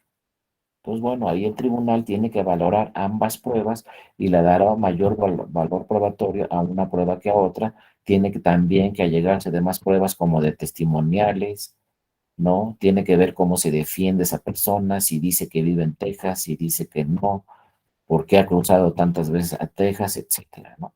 Ese asunto fue un asunto muy interesante donde se registró una persona que le decían el rey de tomate en un municipio en el norte, y entonces se impugnó su elegibilidad y no se registró como candidato porque pues sí se acreditó que vivía en Estados Unidos. Entonces se le negó su registro, creo que en una segunda elección ya se regresó a vivir al municipio y en una segunda elección se registró y creo que sí fue presidente municipal en su municipio, pero después de haber pasado un tiempo y acreditar que tenía residencia en ese municipio.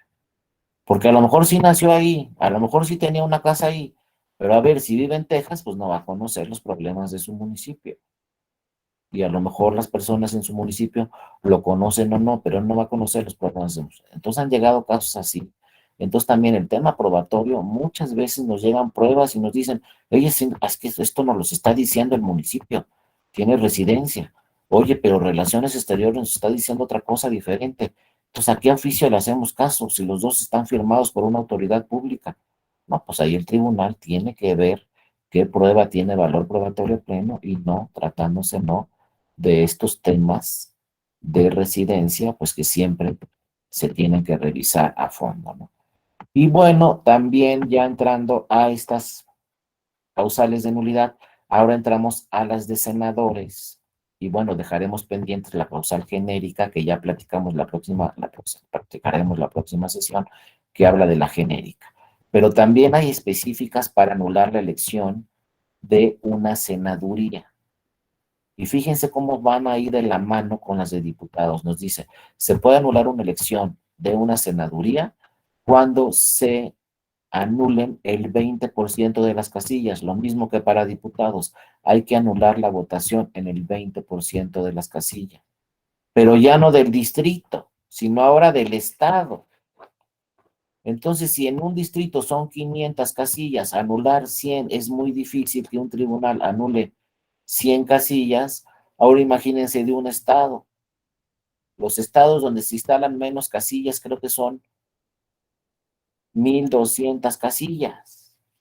Entonces, ¿cuándo un tribunal va a anular un poco más de 200 casillas, la votación en 200 casillas? Pues de plano tuvo que haber cometido muchísimos errores las funcionarias y las funcionarias en esas casillas para que un tribunal anule más de 200 casillas. No se va a dar, ¿y saben qué? No se ha dado, en pocas palabras. Entonces hay que revisar esta causal de nulidad porque uno dice, oye, pues, ¿qué pasó aquí? No, no se va a presentar. Dos, y ahorita vamos a llegar a la más interesante que van a ver. Cuando no se instala el 20% de las casillas en esa entidad federativa. Pues se los digo así rápidamente. El INE desde 1991 que tuvo su primera elección, nunca ha sucedido que en una entidad federativa no se instale más del 20% de las casillas. Les digo, afortunadamente el INE siempre maneja promedios de 99.9. Entonces yo veo muy difícil que un día diga el INE, ay, aquí en todo este estado solamente instalé el 70% de las casillas, me faltó el 30%. No va a suceder. De verdad, el INE es una actividad, es una autoridad muy eficiente. Y estamos hablando de la eficiencia del INE, porque imagínense que como ya lo hemos visto, quien recibe la votación somos nosotros.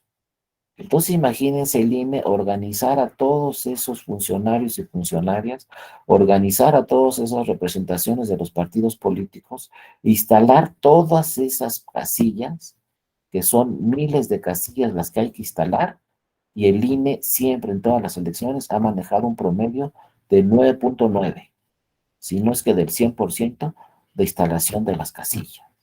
Muy eficiente. Y insisto, no estamos hablando de 5 millones en la lista nominal, estamos hablando prácticamente de 94 millones en la lista nominal.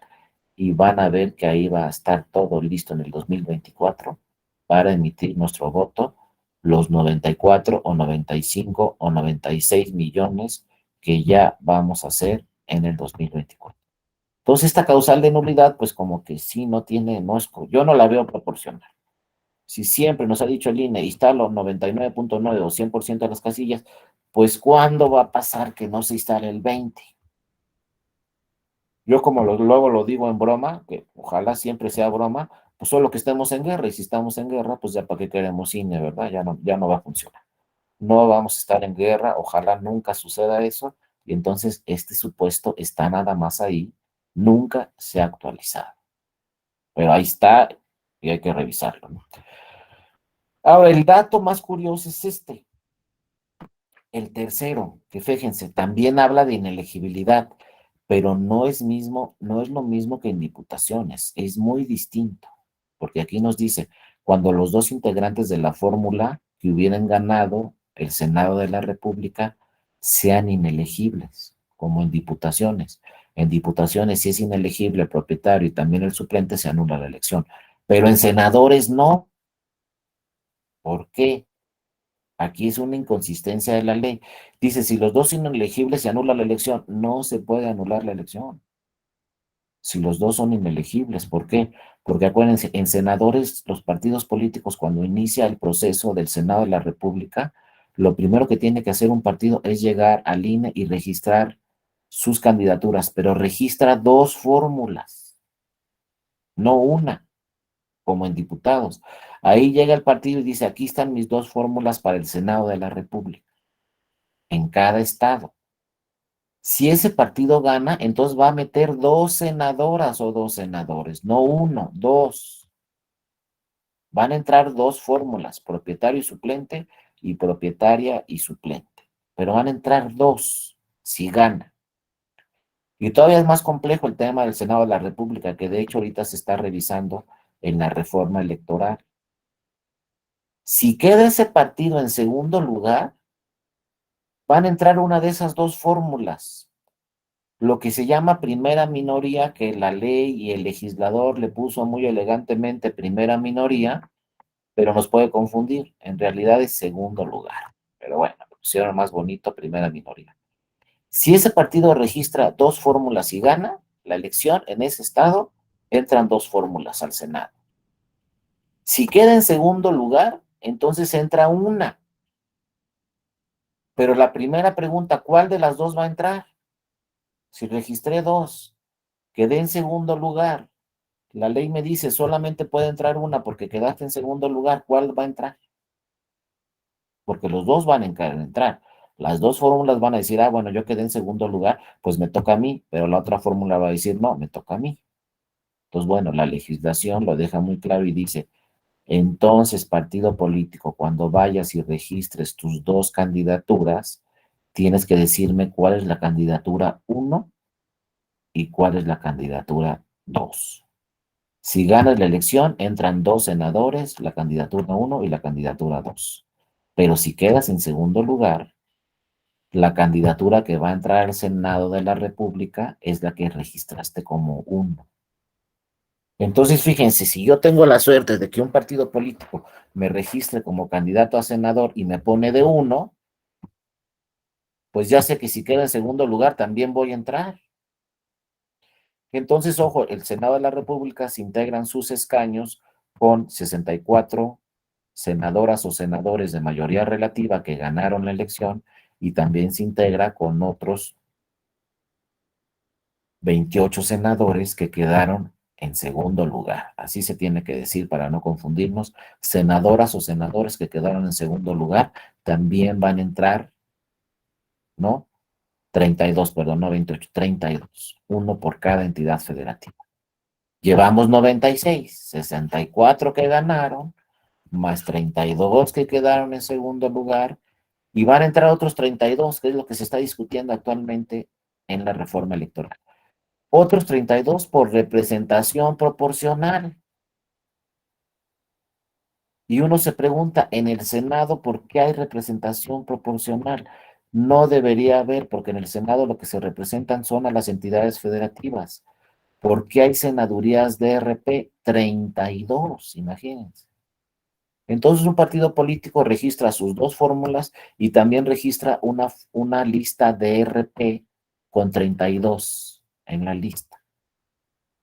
Entonces, si le va muy bien ese partido político en la elección, puede meter hasta los primeros 5, 6 o 7 de la lista. Pero yo les digo, si esos 7 de la lista que entraron de un partido político que le fue muy bien en la elección, si esos 7 de la lista entraron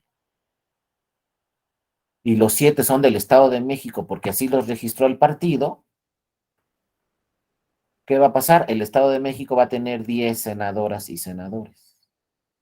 Y a lo mejor en Colima no registraron a ninguno y entonces Colima se va a quedar con 3 senadurías y el Estado de México con 10 porque entraron 7 por RP.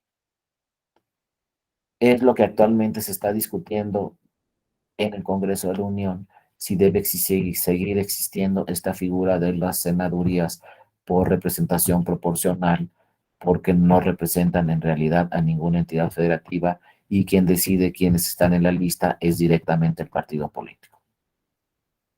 Pero ojo, si siguen las cosas como están, nosotros cuando votemos en el 2024 vamos a votar por senadores de mayoría relativa, por senadores de segundo lugar y por senadores de RP.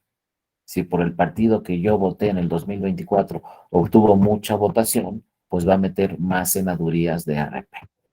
Entonces, automáticamente cuando yo voto por el Senado de la República, estoy votando también por senadurías de representación proporcional, no solo porque está ahí en la boleta, no solo por las dos fórmulas que me aparecen en la boleta, también automáticamente estoy votando por senadurías de RP.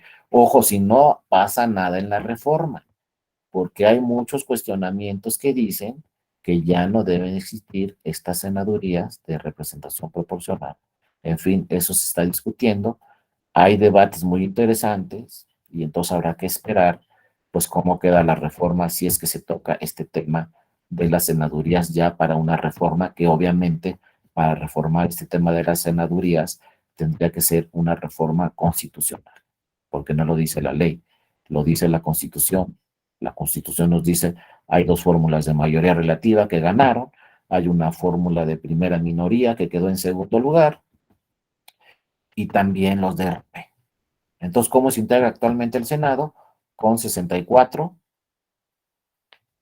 de mayoría relativa que ganaron la elección, con 32 más que quedaron en segundo lugar y con 32 más que entraron vía representación proporcional. Como nos pregunta aquí un compañero, ¿hay segundo lugar en las diputaciones federales? No. En diputaciones federales no existe la figura de la primera minoría, del que quede en segundo lugar también entra. En diputaciones federales son 300 distritos y solo entra el que ganó. Y otro tema curioso que se los dejo ahí nada más como una nota, es que los espacios, no sé si ya se los había dicho o no, pero a mí siempre me ha llamado mucho la atención, los espacios de la Cámara de Diputadas y Diputados se llaman curules, los asientos, ¿no? Que se ocupan. De los 500 se llaman curules. Y los espacios en el Senado de la República, de los 128 senadoras o senadores, se llaman escaños, porque luego nos confundimos y decimos, el escaño del diputado, no, pues en México ya nos equivocamos, porque en México es el curul del diputado. Y si nos referimos a escaños, entonces es el escaño de la senadora. ¿Por qué hicieron esa distinción en México? Pues los especialistas todavía no nos dicen, solamente los que saben mucho de estos temas por ahí nos dicen, mira, en Roma les llamaban curules y los ingleses les llaman escaños. Y aquí en México, pues dijimos, para tener de los dos, en diputados les ponemos curules y en senadurías les ponemos escaños, pero bueno, así está. Y entonces, ¿a qué me refería con este tema?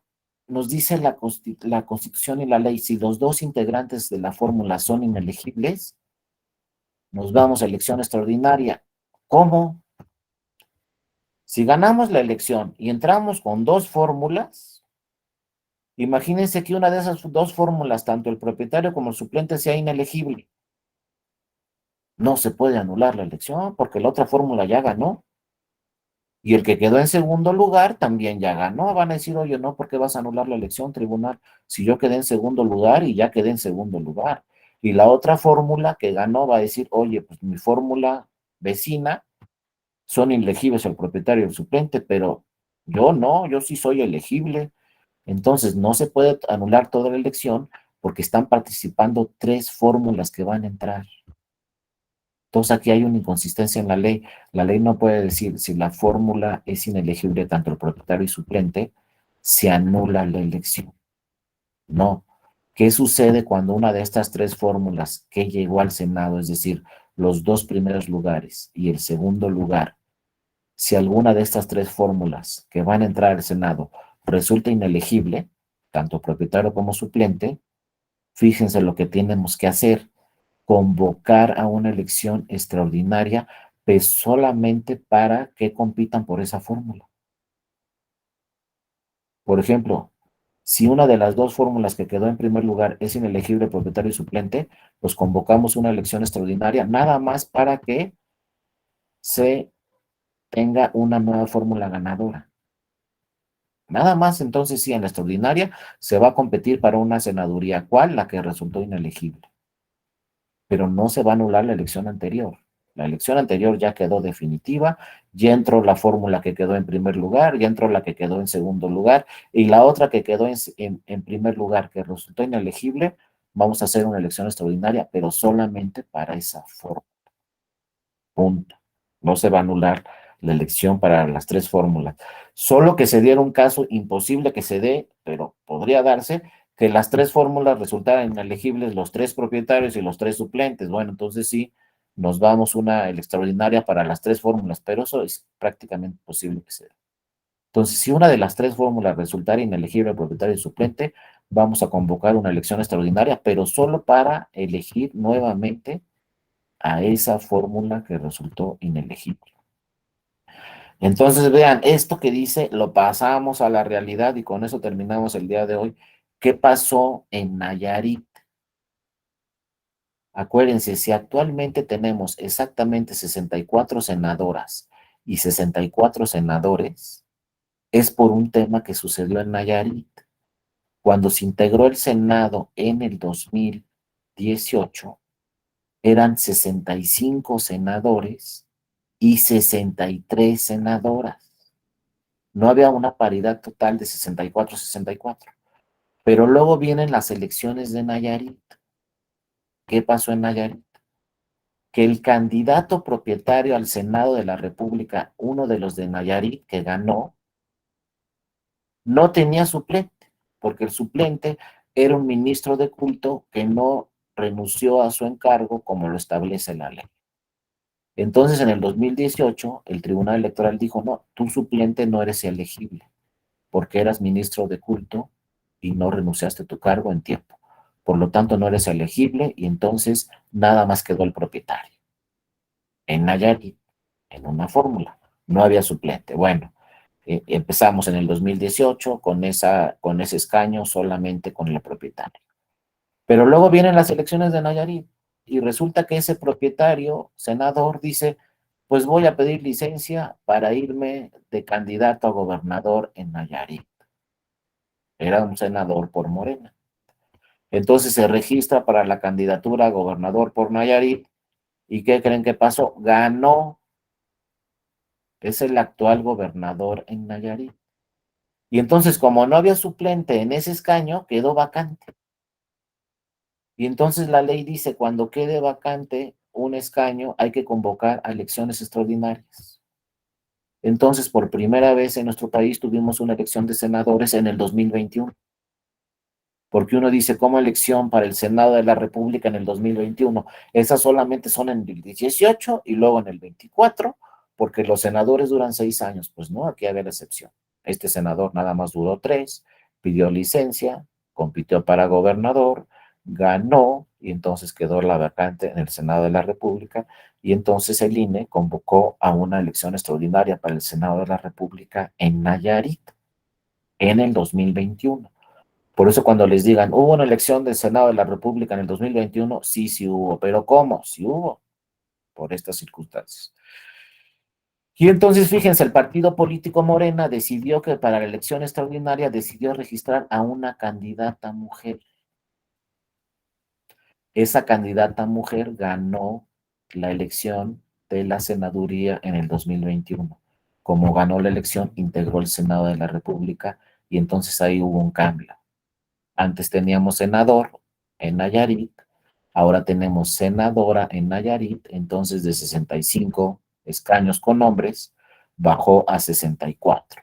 Y de 63 escaños con mujeres, pues subió a 64 porque ganó esta candidata mujer al Senado de la República y entonces por eso actualmente el Senado de la República se integra exactamente con 64 senadoras y exactamente con 64 senadores. No pasó eso en 2018.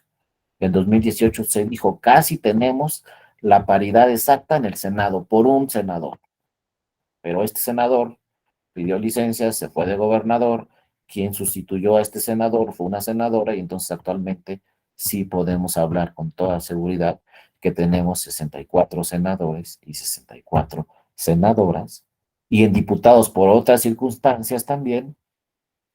En este momento tenemos exactamente 250 diputadas y 250 diputados. Suena muy sencillo, pero créanme que fueron 20 años de demandas ante el tribunal, donde las mujeres le solicitaban al tribunal que sus partidos políticos las registraran para candidaturas a diputaciones y para candidaturas a senadurías. Cuando empezaron a llegar las mujeres al Senado y a la Cámara de Diputadas y Diputados, hicieron reformas constitucionales muy importantes y ahora la Constitución nos dice que la paridad de género es un principio constitucional. Ya no es una acción afirmativa. En este momento, la paridad de género, no solamente para el Congreso de la Unión, sino para todos otros órganos de gobierno, es un principio constitucional. Ya no es que lo diga la ley, ya no es que es una acción afirmativa, ahora es un principio constitucional y en cualquier elección tiene que haber exactamente una paridad de género.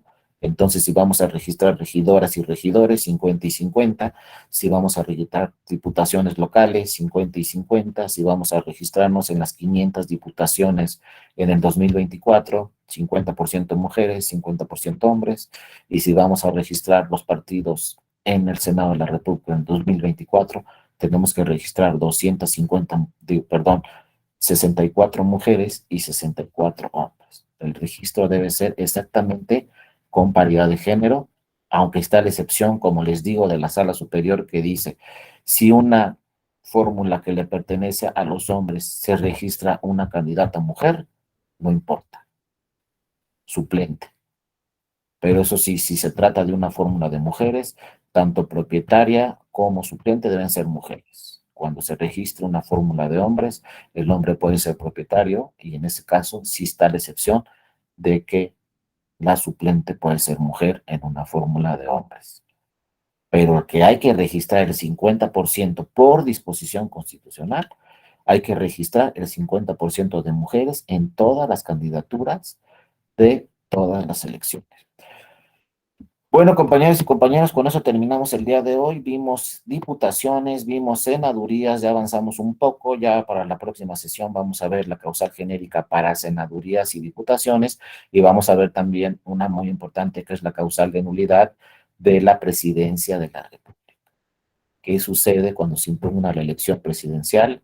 ¿Qué tiene que hacer el INE? ¿Qué tiene que hacer el tribunal respecto a la impugnación de la elección presidencial? Vamos a ver el caso 2006 y vamos a ver el caso de 2012 en las próximas sesiones. Por lo pronto, pues les agradezco mucho a todas y a todos su atención.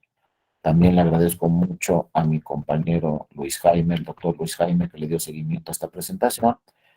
Y pues no me queda más que desearles que tengan un excelente fin de semana. Ya afortunadamente estamos iniciando el fin de semana, que tengan un excelente fin de semana.